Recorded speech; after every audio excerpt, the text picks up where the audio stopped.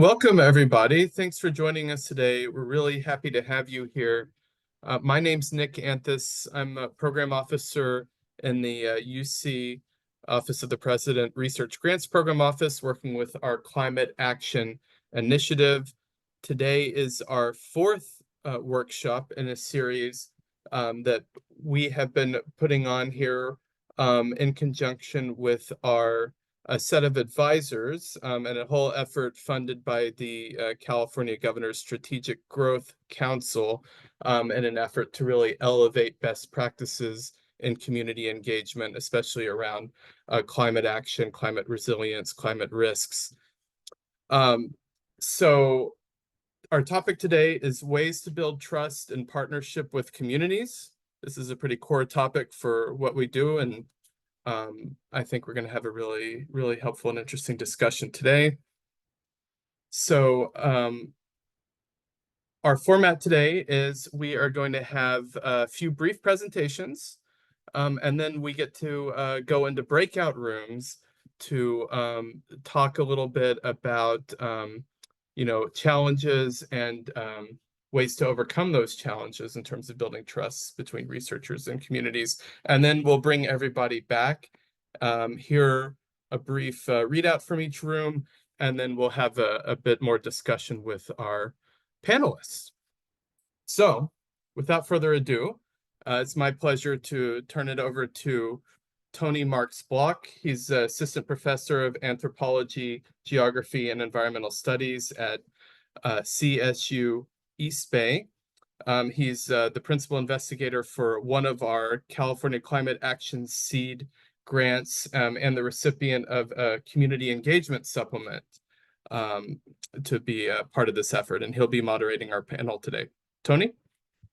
Thanks, Nick. And I'm excited to be joined by Rosa Lauchi from the Tolowa Deni Nation and Natalie Herendine from the Center for Community Advocacy today. And I think they'll bring some really important perspectives to share with us and to really spark some excellent conversation today.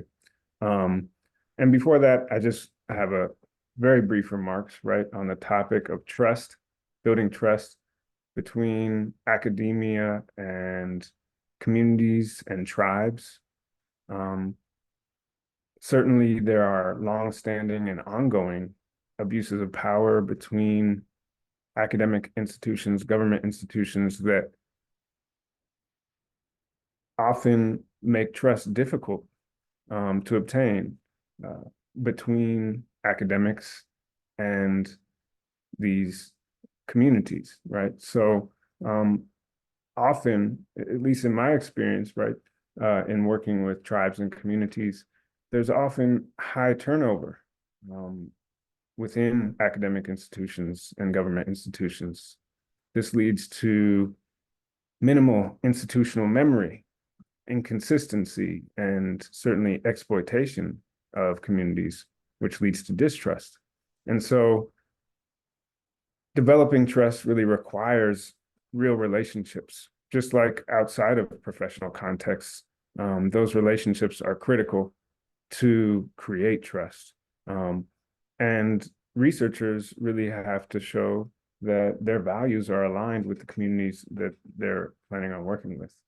I also think it's important to recognize, right, there's these power differentials, and often that rears its head in the form of financial differences, right? Because community organizations and tribes are often more financially vulnerable and insecure, which quite often can lead to distrust of any potential partnerships, because if the funding is not consistent or guaranteed over a long period of time, then it might be more difficult for a community organization or a tribe to actually engage in a relationship. So having that financial sustainability is really key, research shows, and also certainly respectful reciprocal relationships that are authentic and communication that is transparent are all really important antecedents to trust.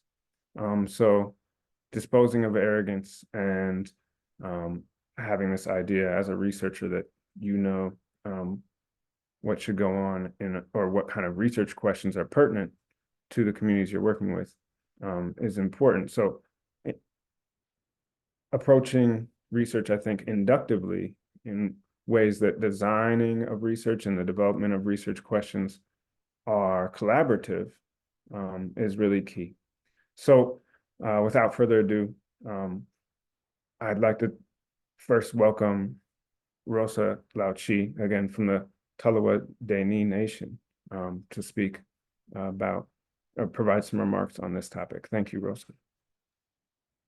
And thank you, Tony. Dalaha Shahushi Rosa Lauchi. I am the Marine Division Manager and Marine Biologist for the Tolowa Deni Nation in Smith River, California. If you don't know where that is, I'm not shocked. It is the very, very northernmost coastal city in California, right before the Oregon border. The true Northern California, as I like to call it. Northern California to us does not mean Sacramento or San Francisco. So that's where I am. That's what's behind me right now, even though that looks super tropical. This is the North Coast right here. So I have been in my position with the Tolowa Deni Nation for 12 years now. I started the Marine program. I have sustained it for all this time. We do a lot of amazing monitoring. A lot of it is baseline monitoring because up here is kind of a data gap. And so we're filling that gap with our data. And during that time, I've definitely come across a lot of academics and groups that wanted to partner with tribes, and it always it always seems to be more of a box check than anything else. There are definitely exceptions, but like Tony mentioned, sorry, my desk phone is ringing. I'm going to ignore it and just keep on talking.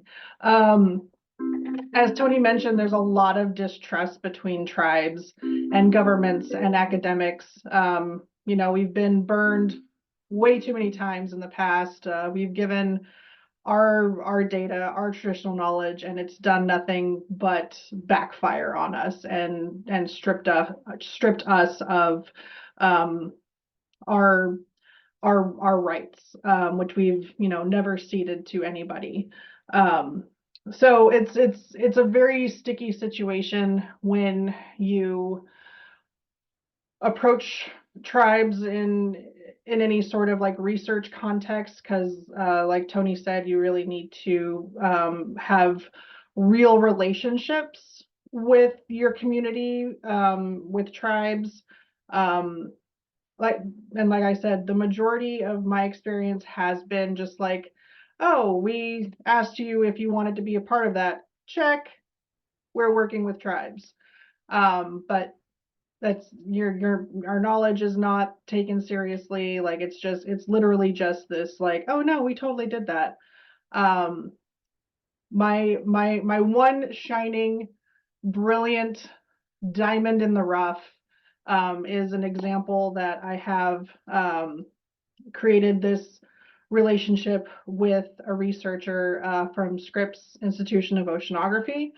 And she did everything right. She came up to our community. She met our elders. She met our council. She met our department. She spent 3 months up here learning about the community and what the community needs and what the priorities are before she even proposed what she was trying to accomplish, and let the community lead her research so that it was beneficial to us. And she has just been like the star example of how to engage with tribes. I recognize that not all students and researchers can afford to spend months and months in a community. I get that. Like I said, this is like kind of an above and beyond example.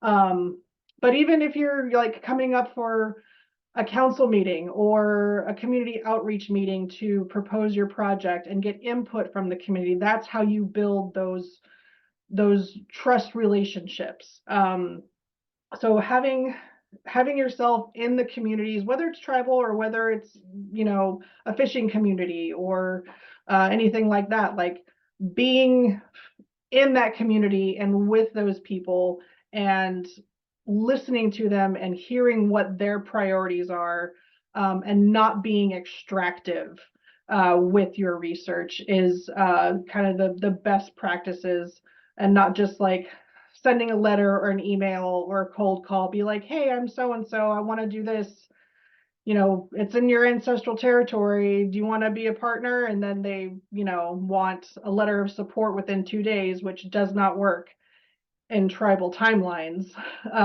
That's the other thing, like they want this commitment and they don't give you enough time to actually vet it before council. So that's kind of another piece to it too. Anyway, totally rambling. I think I totally went over my 5 minutes. I apologize for that, but do I? No, I don't. So yes, that's just kind of my initial thoughts on that. But I'm happy to expand, ask me questions, whatever it is. But yeah, I will pass it over or back to Tony to introduce Natalie. Shusha. Wonderful. Thank you so much, Rosa. That was some really important and insightful comments, and we'll be coming back. So after we hear from Natalie, we will go into some breakout rooms, and then we'll have an opportunity to hear about what was discussed in the breakout rooms. And then I believe there'll be some time for question and answer from Rosa and from Natalie after that, towards the end of the webinar. So thanks again, Rosa. And now we'll hear from Natalie Herendeen from the Center for Community Advocacy, I believe based in Salinas, California. Thank you, Natalie. Hi, everyone. Thank you so much for having me. It's an honor. So I'm the executive director and the attorney for the Center for Community Advocacy.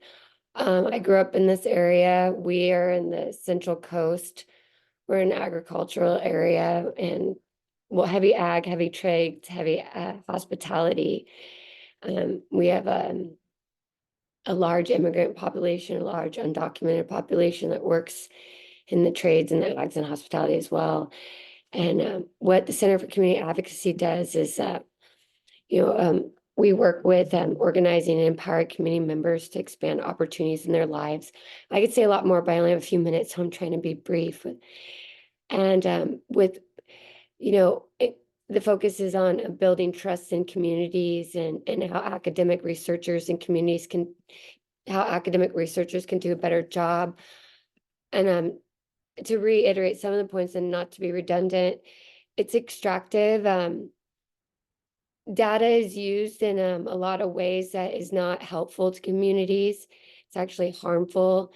And it's in order to increase profits for people rather than bring back wealth and resources into the communities. Really, a lot of our systems are set up to take advantage of people and not uplift people. And we take, and we take from the most vulnerable. And we take from the earth, and then we leave them with nothing, and with communities, but then we don't do a follow-up either. So sorry, I'm tired, so I get a little emotional easily. It's been a rough week. And so we don't follow up with people, and we don't follow through, and we make promises. And I think what happens is we have ideas and we come in and we research and we want to work with community members, and we have all these great ideas and we're going to save the world. And it's great and it's noble, but do we follow up? Do we follow through? Or do we give up when it gets too hard, or some monetary interest comes in and takes over? And then, that's the way of the world and it's just easier and we give up, and then, greed takes over. And I think what community has is you know, which is a really broad term, and our community is very diverse and made up of a lot of different people. But at the end of the day, and every day, what I see is more and more of my community becoming homeless, being pushed into the margins. They can't afford rent. They are not getting enough work. And everybody wants them to show up at meetings and tell them what they want and what they want them to do. And they're not paying them, or they're not giving them contribution for all their ideas and their thoughts. And they're using them like literally like a checkbox or brownie points or poverty pimps or what have you. Is that destroys the trust, and then people find ways to survive. And that's what happens. And people need to survive. And that's on a day-to-day is what happens if people just need to survive. And up in the academic world, people have more than they need. And the universities have more money than they need probably. And a lot of that stuff needs to be turned back into the communities. And we really need more holistic approaches, more sustainable approaches, and we need more community-based approaches that uplift everybody and not create research subjects. Because I think that's how most of community feels, as a research subject. Yeah. So I think trust is broken in a lot of regards. And even as a white woman, nobody trusted me. Everyone hated me walking in. And I had to prove that I wasn't like the rest of the white people. And I'm sorry if I offended anyone by saying that, but it's the truth. Because, and I mean, my people weren't the people that, you know, did a lot of the harm, but it doesn't matter. And so that's what we live with. So us that work on the grassroots community, we deal with a lot of trauma, and we deal with a lot of harm, and we deal with trying to help people survive and thrive if possible.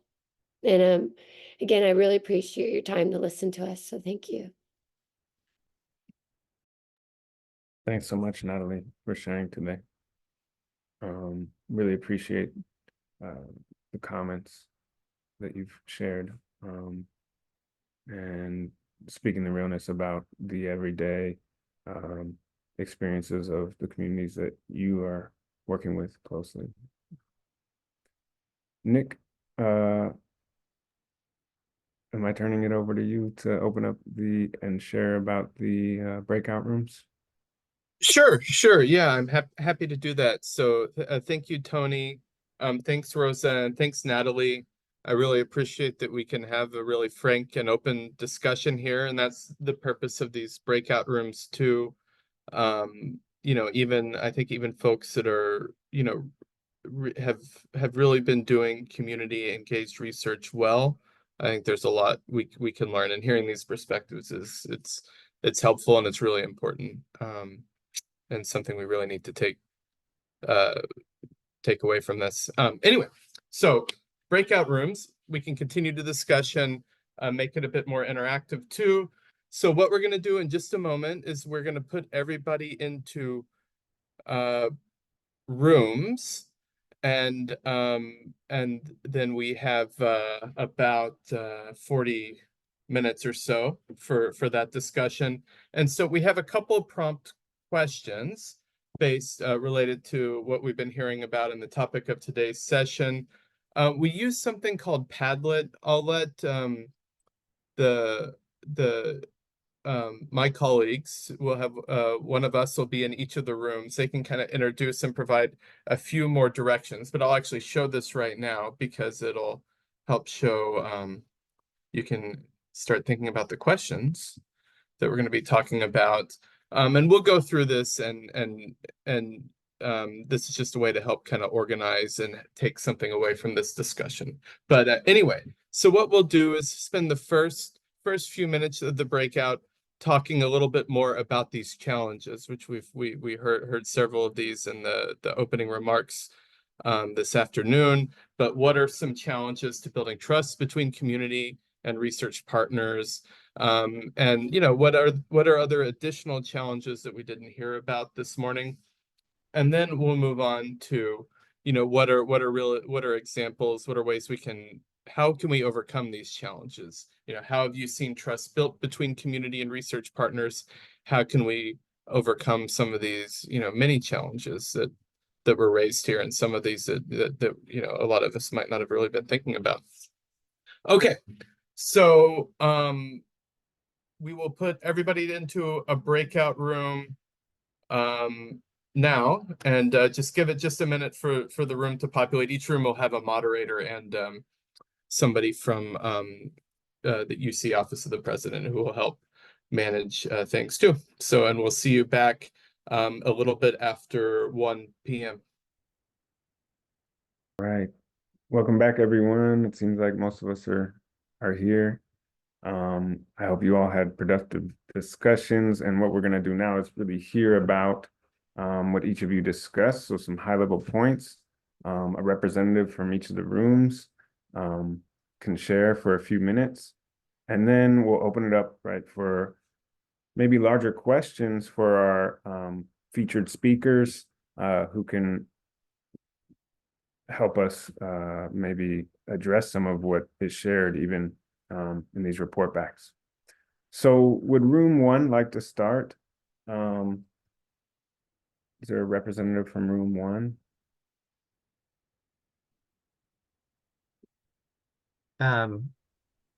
I don't think we picked a representative. I'm so sorry. We got into the discussion before that. Sharima, would you like to report to the for the group? Yeah, okay. Hi, everyone. All right, so we had a really great discussion in room 1. Not that it's a competition, as we said, but we got off to a great start. And I guess you can all see what's on the Padlet, but really talking about the importance of, at the start, allowing enough time to really look for and try discovering our shared goals for the research at the start would be a great way of making sure that you could overcome some of the challenges.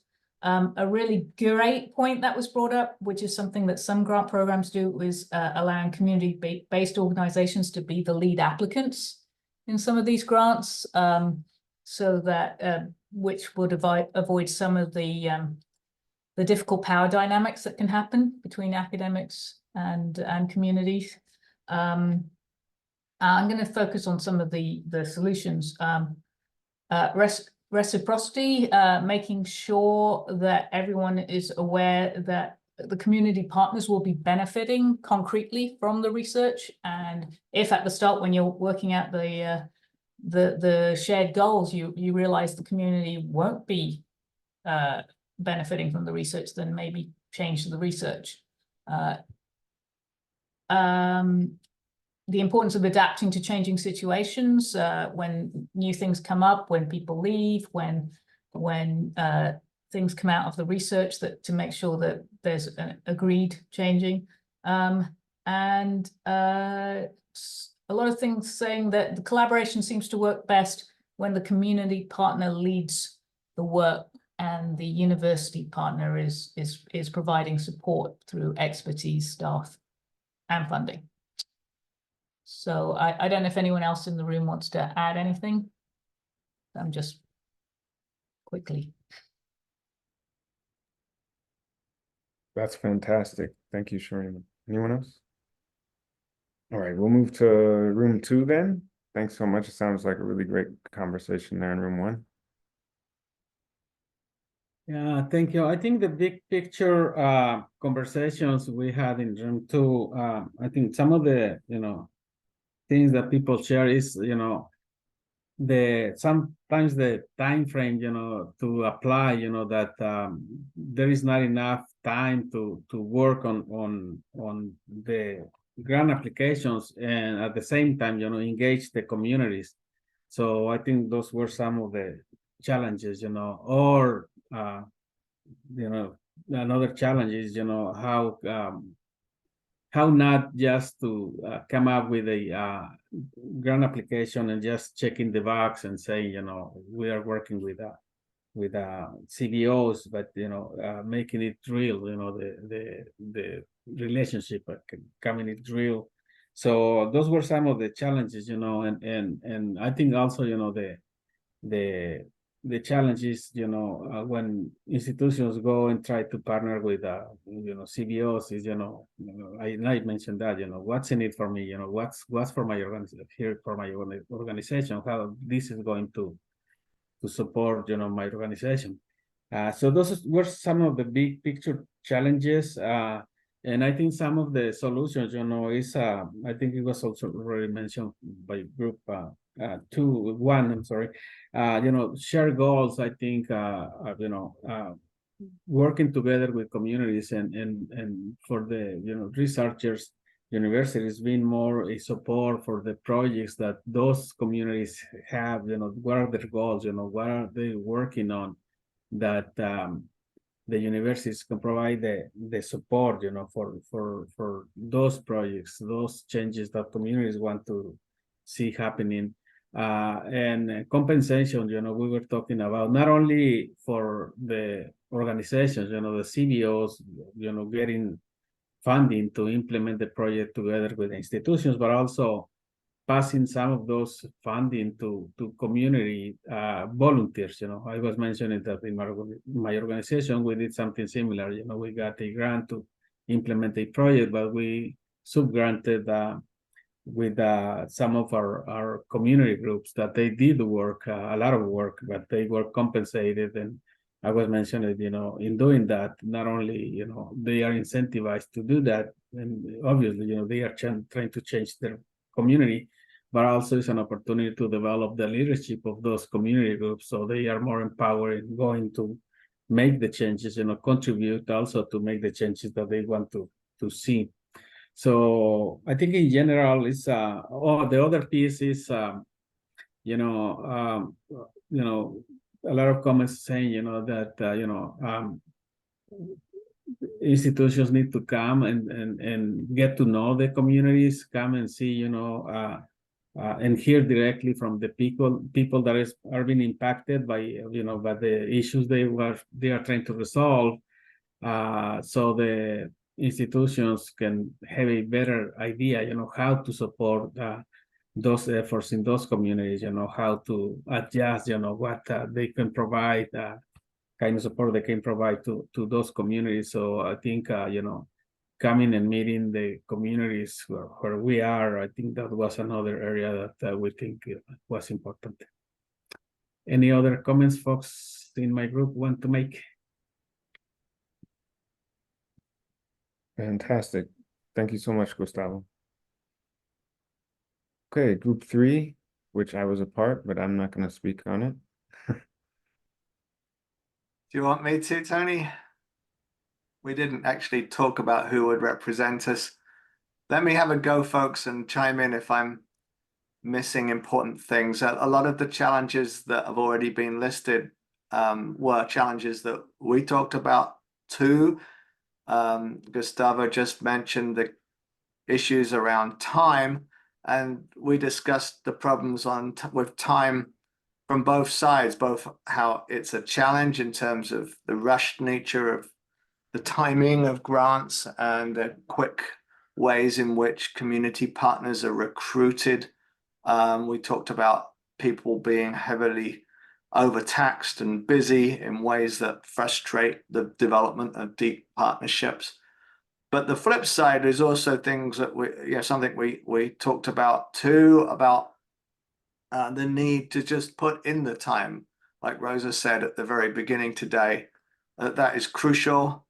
And everybody involved in these collaborative projects needs to genuinely engage in a way that involves hard work and sharing time together. That often means also, as Tony underlined, taking the time for an inductive approach, where the actual problems and solutions are not all fully known at the beginning, but are identified through the process of community-based conversations.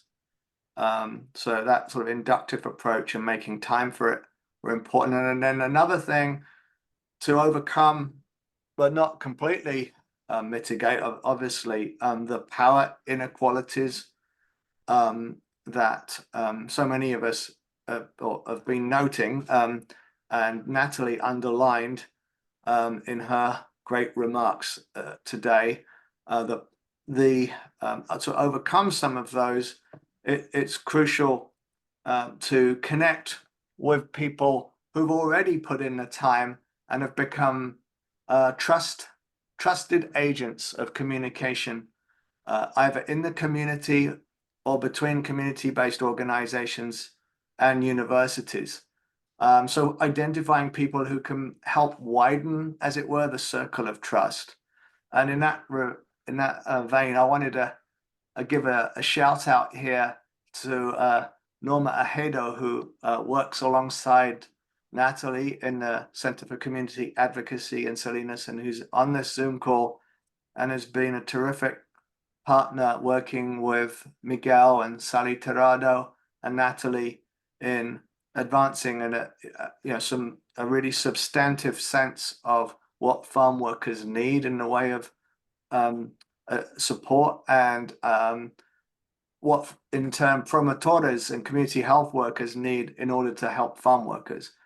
And so a huge thanks to Norma and the trust she already has in the community, and the trust she's able, as it were, to share with others. And Natalie, join in, please. Oh, you're muted. I didn't see Norma, so I was just about to write a message. Thank you, Matt, so much for introducing Norma. Norma runs our health program. She is really the one doing all the work with Matt and Miguel and Sally right now. She is an inspiration to work with. She's a wonderful individual, and I don't know if there's even a minute for her to speak or something, but yeah, so thank you again. And Norma has been with CCA much longer than me, I believe around 15 years, maybe 16 now.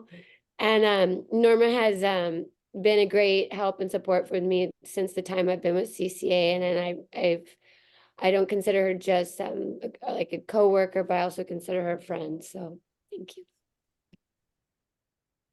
I see, Norma, you're there. Do you want to say something? Yes, thank you so much. When I arrived cuando llegué a CCA, I was a volunteer in 2007, and I learned how was the work to organize the community little by little. And now I have 15 years working with the community and the whole county, south to north county. And it's very important to listen to the community. What is they needs, because sometimes they need to express how they feel, how they what they need. And for us, it's very important to not list, because sometimes we need to lights and good baquetas, something like that. But what is the change que we can help the community in a short time? Because if change the street, maybe is a long time term, and the community say, oh, what happened with the park or something like that, and it's nothing they can see. And when we make a little change, they say, oh, they listen to us and they work with us, and this change in the community trust in us. But it's very important tell what is qué son the retos, los challenges, porque sometimes it's something political, or in the council they need to approve, and it's not just us. And it's very important. But I like my job. I like the community where I live, and it's something I It's a passion, the work I do. Thank you.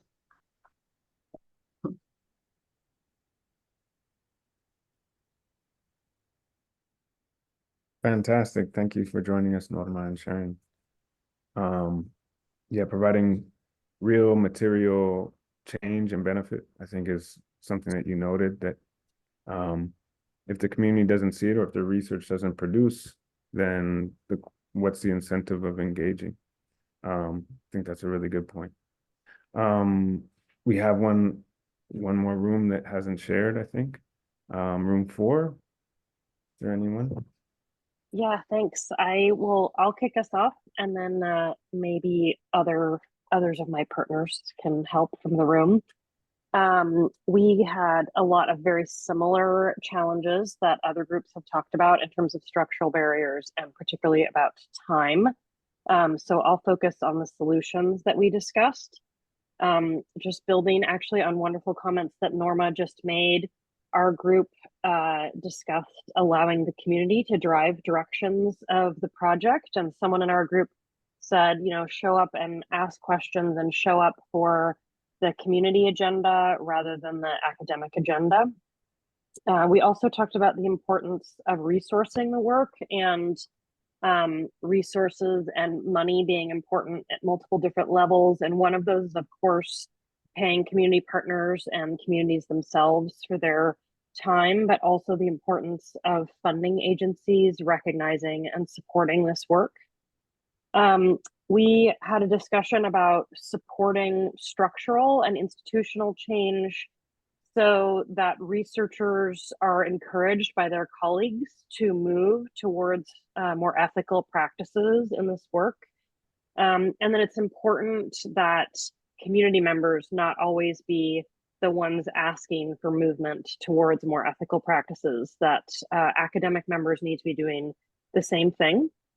We had a nice discussion about the need for open communication about data use and ownership and the need for data sharing agreements. And that related to something we were talking at the end. We talked about being very transparent up front about the project needs and intents. And as one of our group members said, there needs to be no surprises for community partners whatsoever. And another group member talked with us about succession planning for graduate students that would be finishing their degrees on a project, and how professors or academic members of the team could plan for continuing the work with community partners with continuity so that that work is not interrupted. Any of my group members are welcome to join in and add more things.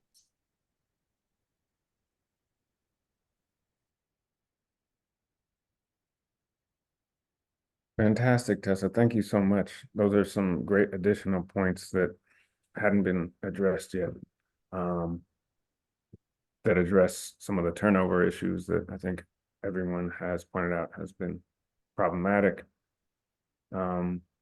So we have a few more minutes. I think it would be great maybe if either Rosa or Natalie, based on hearing some of these reports and probably participating in some of them, if you all have any final words, it'd be great to hear them. Or if there's maybe one question that someone present would like to ask of those panelists, we could take one.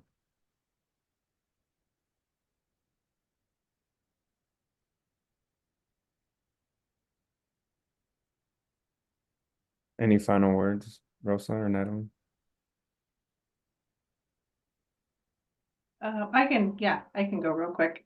Yeah, I wanted to thank everyone for having me on here. The whole community engagement issue that tribes face is I don't want to say near and dear to my heart because that sounds weird, but it's definitely something that I engage with on a almost daily basis. So having this kind of forum here with a very diverse audience is really makes me hopeful that perhaps things will change in the future. So I'm very thankful to have been here and been a part of this discussion. So Shushanila, thank you for having me. Thank you very much, Rosa. And I think it's a particularly critical, right, to have Indigenous perspectives here. So thanks so much for those contributions. Natalie? Yeah, no, thank you so much for having us here, or having me here, and Norma. I do think like as I said in the small group, it's been a pleasure to work with, you know, CSUMB and UC Santa Cruz on this current grant. And I do think that it's been done the right way and that it's a model for how things should be done. So, I mean, you know, there's no such thing as failing. We just keep trying and making things better, and we're only human, right? And I think listening to everyone, I think everyone's heart, and we're always have the right intentions, but sometimes things don't always pan out the way we want them to. And so it's really inspiring to listen to how much everybody cares. And again, I'm so honored to be with everyone here today. Thank you so much. And I would just say, for me, I think a lot of you got me thinking about the importance of having communities a part of decision making when it comes to funding in the first place, and certainly having communities be a part of decision making as well, so that when there are policies and when legislation is passed that aim to address the climate challenges we're facing in California, that those policies and legislation reflect the real needs of the community as well. And so I think from the research perspective, if it's about action, then also trying to encourage some of our governmental agencies to take similar approaches that are much more engaged than perhaps they are currently.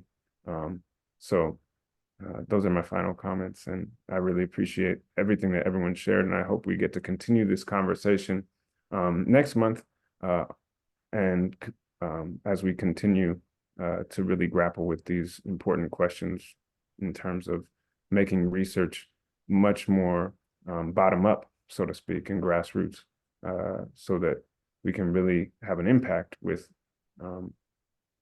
becoming more adaptive and resilient to the climate crisis. Thank you. Well, thank you so much, Tony, and Rosa and Natalie.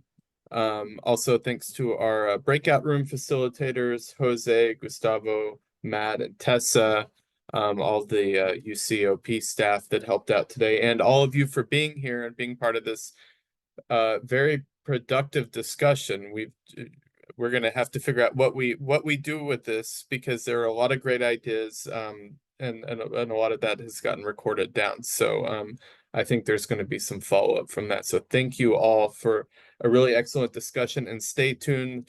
I don't think we have the date and time for the next of these web workshops, but it'll be sometime in later May. So we will let everybody know and hope to see you there. Thank you again.